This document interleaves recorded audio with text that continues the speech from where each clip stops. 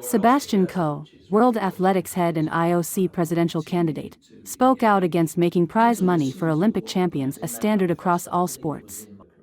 While World Athletics will offer prize money to all medalists at the 2028 LA Olympics, Coe emphasized that he wouldn't impose this model on other sports if elected. The IOC election, set for March 20th, sees Coe facing competition from figures like Kirsty Coventry and Juan Antonio Samaranch Jr. Prize money was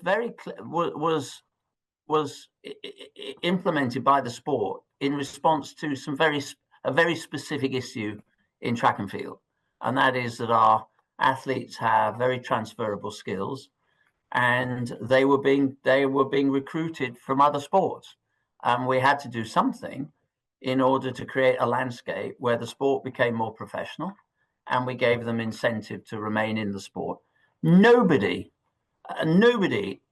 anywhere in the Olympic landscape should conclude that because I had a mandate in World Athletics and was supported by all the different structures in World Athletics to do that, that is a one-size-fits-all, that I suddenly, if I'm successful next week, I walk straight into the office in Lausanne and tell everybody they're taking prize money. Absolutely not.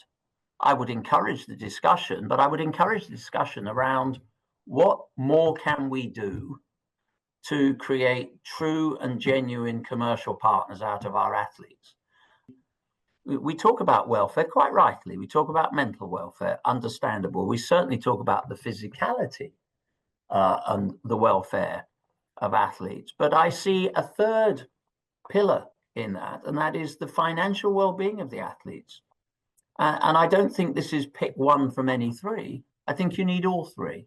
And so I would encourage that discussion about how we can be more embracing and liberalize the data, the content, so that athletes have a better chance of building their financial security, maybe away from the field of play. It doesn't, you can do it in many ways. We did it.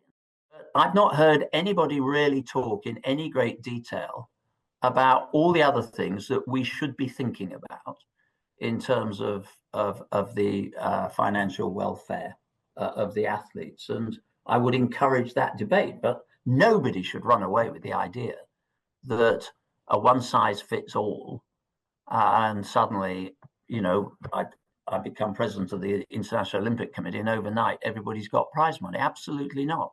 That's a collaborative discussion that I would encourage. And there are things that we know we are going to have to address as a sport, because first of all, it's not being addressed by governments in a particularly effective or time sensitive way.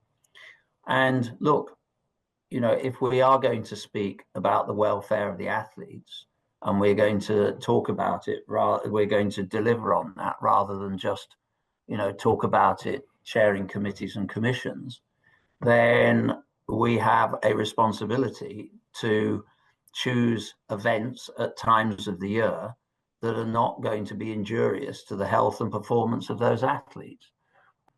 So there is, for me, an unmistakable need to have a revisit, a really sensible revisit of what the global calendar looks like. And this is not a nice to have. We are going to have to do that. And I can see that being very much if I'm successful next week, that is very high in my in tray.